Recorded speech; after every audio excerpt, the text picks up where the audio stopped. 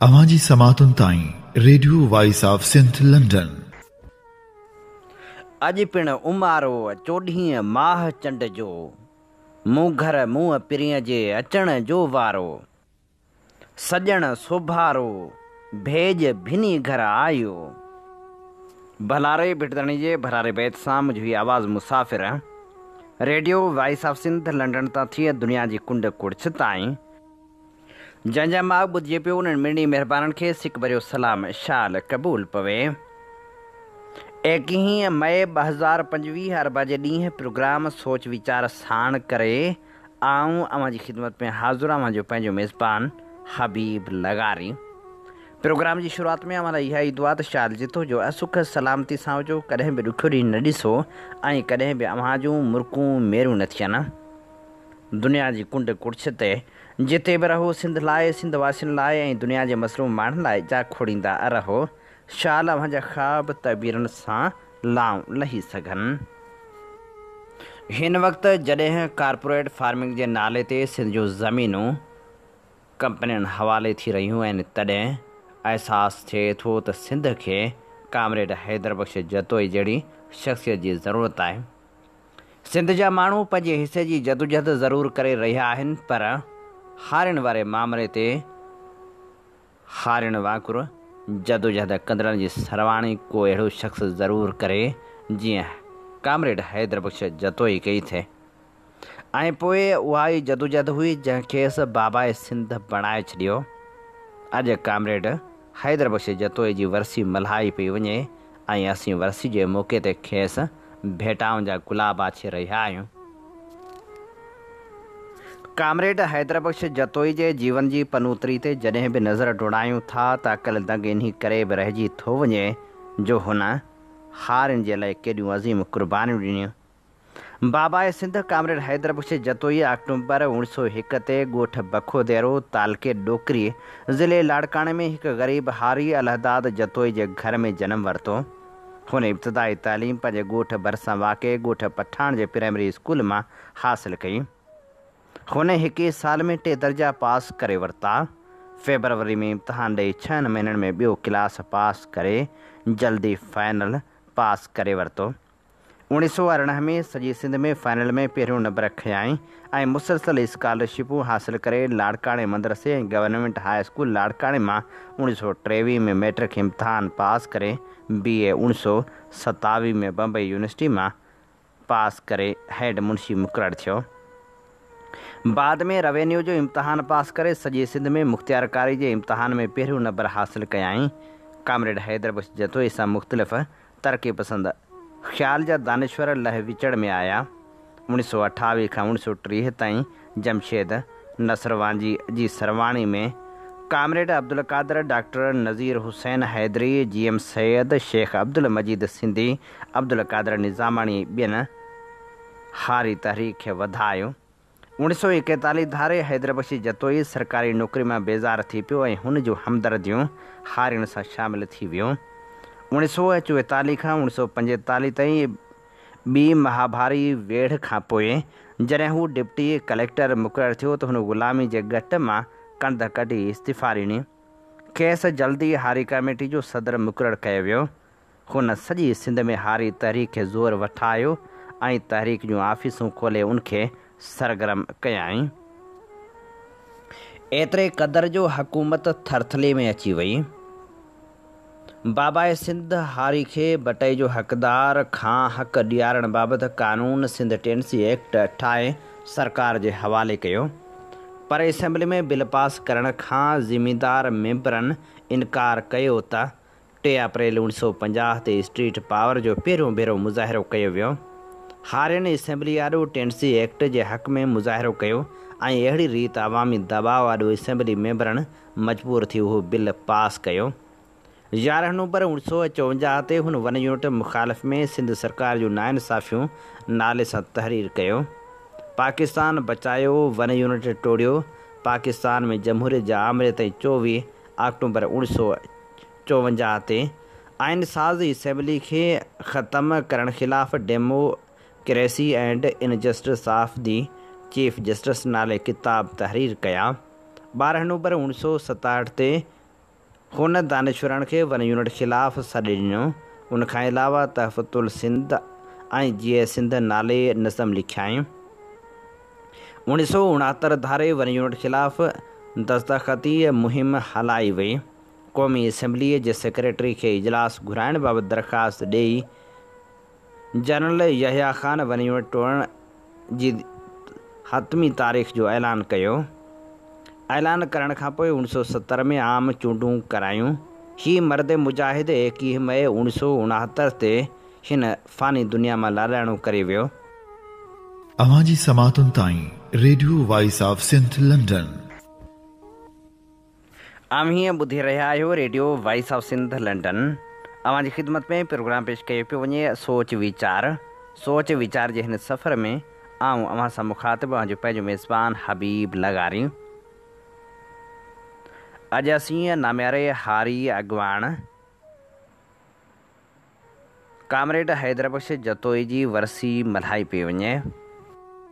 Comrade हैदरबख्श Jatoi खे भेटा पेश कंदे नईम शेख लिखियो हो, सिंध हारी कमेटीअ जो वजूद सिंध में उभरंदड़ मिडल क्लास जे कुझु समाज सुधारक सोच रखंदड़ नौजवाननि 1930 में टंडे जाम में थियल हिकु इजलास में विधो हो, जंहिंजा मुख्य अॻवान कामरेड अब्दुल कादर खोखर, कादर बख्श निज़ामाणी, जेठमल जमशेद मेहता, जीएम सैद ऐं अब्दुल हमीद सिंधी हुआ।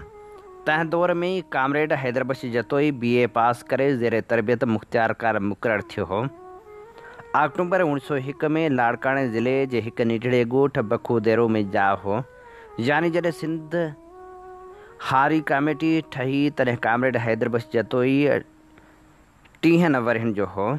उन दौर में ई कामरेड हैदरबख्श जतोई जी सोभे ज्ञानचंदाणी ऐं कादर बख्श निज़ामाणी सां संगत थी। सिंध हारी कमेटी फ़ैसिलो कयो त कमेटीअ जी मरकज़ी ऑफिस हैदराबाद में क़ाइमु कई वञे त सरकारी ऑफिसर हैदरबख्श जतोई पंहिंजी ज़ाती जाइ हारी कमेटी खे ऑफिस क़ाइमु करण लाइ अतियो ॾिनी आहे। 1936 में ई सिंध खे बम्बई खां धार करे जुदा सूबो बणायो वियो।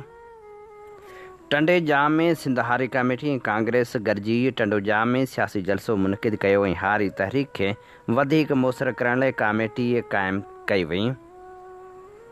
1943 में सिंध हारी कमेटी हैदराबाद में पंहिंजनि मुतालबनि खे मंझराइण लाइ हिकु वॾो मुज़ाहिरो करे पंहिंजे कुअ जो इज़हार कयो। 1943 में सिंध सरकार हारियुनि जा मसइला निबेरण लाइ हिकु कमेटी ठाही, जंहिं 1945 में सरकार खे पंहिंजी रिपोर्ट पेश कई, पर उनजो को बि तदारक न कयो वियो।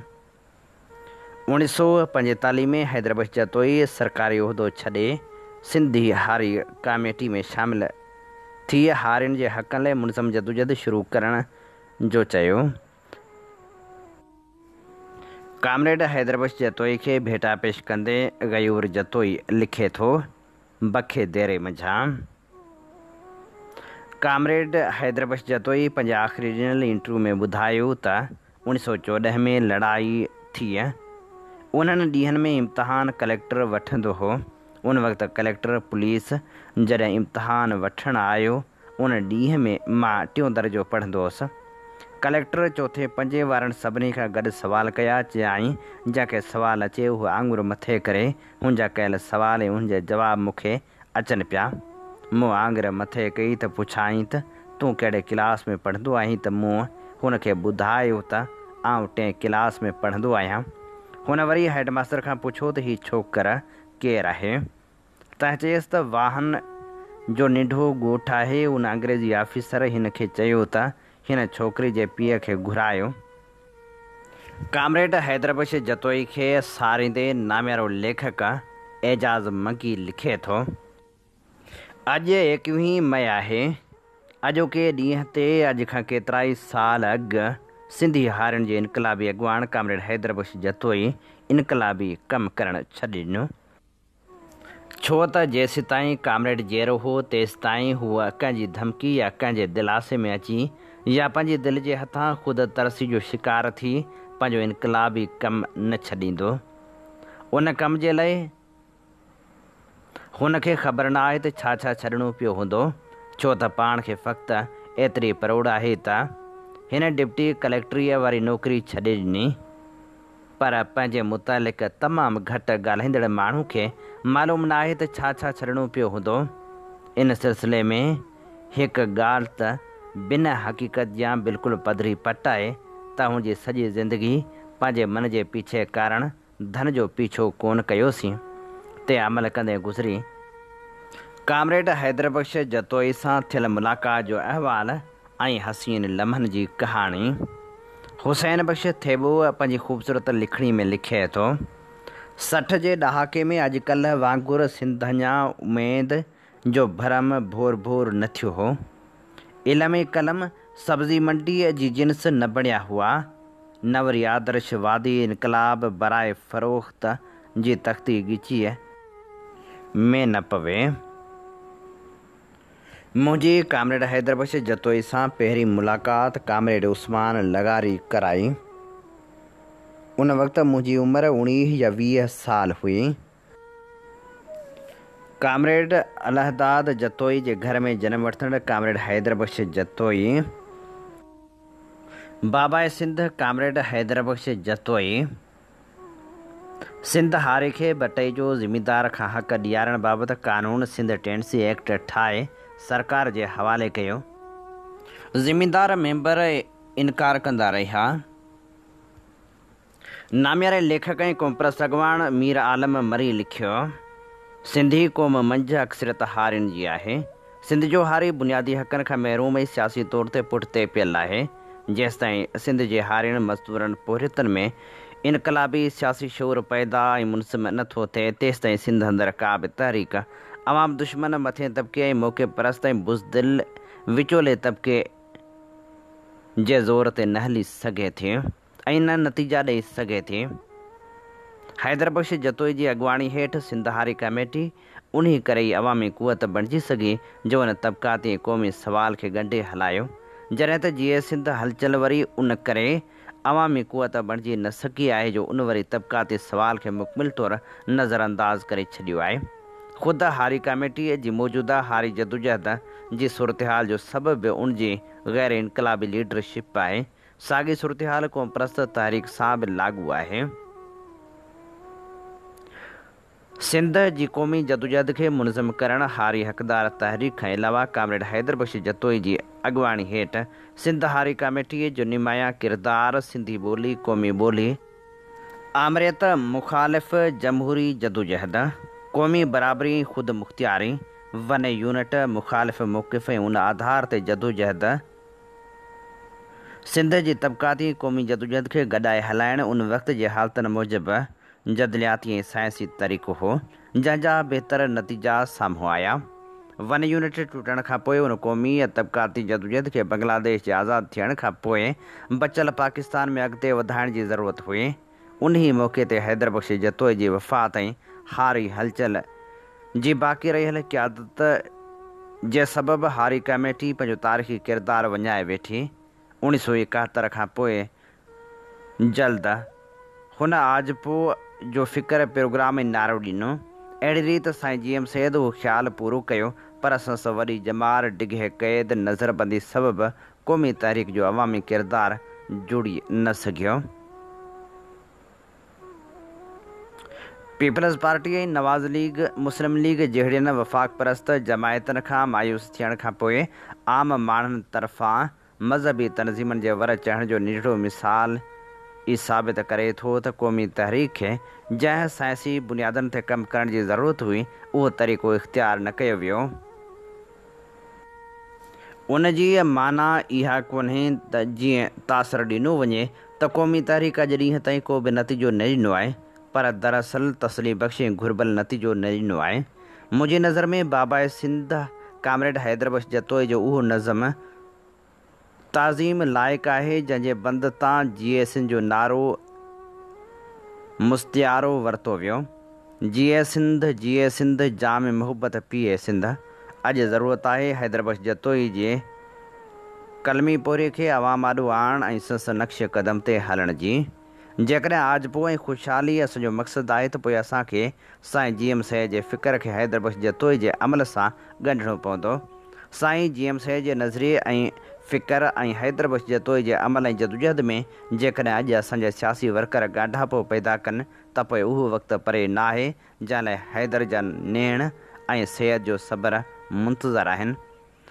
जीअं हैदरबख्श जतोई जो शेर आहे, इजाई दाई थी सिंधियुनि जी पंहिंजनि जी आख़िर रसाई, थी हक़दार सिंधियुनि जी अॼु हक़ रसाई, मुबारक मुबारक सदा सिंध साई, ॾुखिया ॾींहं अहिड़ा असां लाइ न ईंदा ऐं ज़िंदा ज़ंजीर सभु नास थींदा, ही बंदूक तोपनि जी ठाठा छॾींदा, कयो सिंध खे जिन थी बेठक सणाई, इजाई दाई।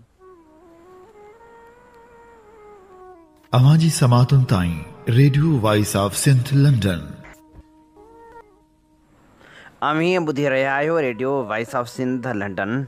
अवांजी ख़िदमत में प्रोग्राम पेश कयो पियो वञे सोच वीचार जे हिन सफ़र में आऊं अवां सां मुखातिब आहियां पंहिंजो मेज़बान हबीब लगारी। कामरेड हैदरबख्श जतोई खे सारींदे नामियारो अॻवान जामी चांडियो लिखे थो, अॼु 21 मई आहे। सिंध जे हिकु अहिड़े अमली इंसान जी यादि जो ॾींहुं हीअ वरसी जंहिंजे ख़िदमतनि जदोजहदनि ऐं किरदार खे सिंधी तारीख़ सदाईं यादि रखंदी। हिकु अहिड़ो बुलंद किरदार, अणविरच ऐं अणविसरंदड़ इंसान जंहिंजो नालो वठण ऐं ज़हन में तस्वर आणण सां पिणु असांजा रूह ऐं जज़्बा मुतहरिक ऐं मुअतल थी पंहिंजी मंझताल तालीम में उथी खड़ा थियनि था। उहो शख़्स जंहिं ते सिंध फ़ख़्रु करे थी ऐं जंहिंखे कामरेड हैदरबख्श जतोई जे नाले सां यादि कंदे रहे थी। हिकिड़नि माण्हुनि खे तारीख़ी हालतूं उभारींदियूं आहिनि, उहे तारीख़ में वॾा माण्हू थी हमेशह ज़िंदा रहंदा आहिनि। उहे तारीख़ में वॾा माण्हू थी वेंदा आहिनि, पर ॿिया माण्हू अहिड़ा बि हूंदा आहिनि जिन लाइ हालतूं साज़गार न हूंदियूं आहिनि, पर उहे तारीख़ में पंहिंजे समाज ऐं क़ौम जे हवाले सां नवां रुझान ऐं दौर तख़लीक़ करे अमर थी वेंदा आहिनि। उन्हनि जो मर्तबो इतिहास में अञा बि मथां हूंदो आहे। असांजो कामरेड हैदरबख्श जतोई बि अहिड़नि माण्हुनि मंझां हो। हूअ असांजे क़ौमी समाज में हिन वक़्तु सदीअ जी सिंध जो अहिड़ो किरदारु आहे जंहिंजी बेलोस ख़िदमतनि खे रस्मी तौरु न पर हक़ीक़तनि बि कॾहिं कॾहिं विसारे सघिबो। अॼोके दौर में जेकॾहिं रुॻो कूड़, ठगी, बददियानती, बदकिरदारी ऐं ख़सीसपणे जी बाज़ार, ठगी, बदनीयती, बद एतबार,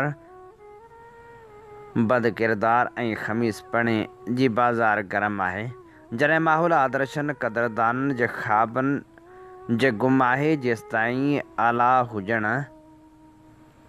आला दर्शन जो क़दुरु न थियणु जवाबनि जी गरम, इहे सभु उहे इलाइक़ा हुआ जेके फुरिया विया आहिनि। कामरेड हैदरबख्श जतोई खे भेटा पेश कंदे ख़ूबसूरत लेखक ऐं सियासी तौरु इंतिहाई सरगर्म रहंदड़ निसार लगारी लिखियो, अॼु 21 मई ते कामरेड हैदरबख्श जतोई जी 51वीं वरसी आहे। कामरेड जे नाले साईं हारी जदोजहद जी तबक़ाती ऐं वतन दोस्त क़ौमी जदोजहद जो डिघो सफ़र ऐं जदोजहद ज़हन ते तरी ईंदी आहे। हिन वक़्त बि कामरेड जहिड़ी बेलोस सची क़यादत ऐं तनज़ीम जी ज़रूरत आहे, जेका घटि में घटि छिड़ विछड़ थियल खाबी धुर खे मुनज़म करे सघे। कामरेड हैदरबख्श जतोई जे दौर में जॾहिं राब्तनि जा ज़रिया बि तमामु थोरा हुआ, पर उन वक़्तु सिंध हारी कमेटीअ जी मेंबरशिप 15,000 हुई। हिन वक़्तु खाबी धुर जे सभिनी ग्रुपनि खे मिलायो वञे तॾहिं बि अंग एतिरो न थींदो। कामरेड हैदर जो कमाल हो जो हुन हारी वर्करनि खे मुनज़म तनज़ीम कारी ऐं गॾोगॾु सियासी तौरु सरगर्मी में इंतिहाई सुहिणे नमूने सां गॾु रखियो। कामरेड हैदरबख्श जतोई जी कामयाबी जो अहम राज़ नवनि कारकुननि खे तमामु घणो वेझो रखणु हो।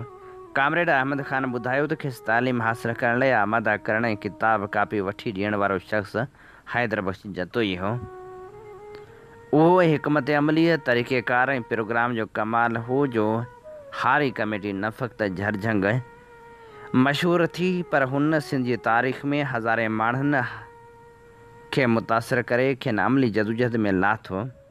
सुहेल सांगी पंहिंजे हिकु तफ़सीली मज़मून हैदर बख्श जतोई जूं ख़िदमतूं ऐं सिंध हारी तहरीक जो सरसरी जाइज़ो में लिखे थो त अॼु खणी सिंध में हारी तहरीक ऐं हारी सवाल जो ज़िक्र फ़िक्र न आहे, पर वेझे माज़ी में चालीहारो खन सिवाइ आहे। सिंध हारी कमेटी निंढी खंड में तरक़ी पसंद तहरीक जे तसलत तौर ऐं आल इंडिया किसान सभा जे ख़ुसूसी हिसे तौर 1930 वारे ॾहाके में बि मौजूदु आहे, जंहिंजे क़याम वक़्त जी रोशनी ख़्याल ऐं जमहूरियत पसंद अॻुवाणनि साईं जीएम सैद जमशेद नसरवाजी ऐं ॿियनि पंहिंजो किरदारु अदा कयो। कामरेड हैदर बख्श जतोई सरकारी नौकरी छॾे हारी तहरीक में शामिल थियो त हुन उन तहरीक खे नओं जोश ऐं जज़्बो ऐं वलवलो बख़्शियो।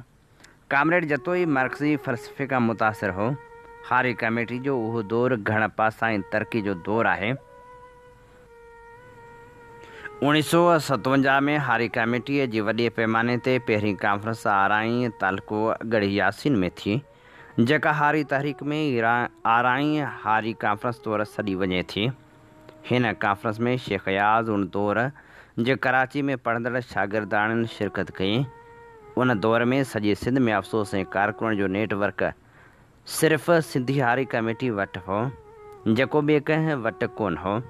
कामरेड मौलवी नज़ीर हुसैन, मोहम्मद रमज़ान शेख, नेकमुंद फज़ली, मोहम्मद उमर बोहड़ो मुख्य हारी लीडर हुआ, जेके उत्तर सिंध वारे इलाइक़े में पिया हलंदा हुआ।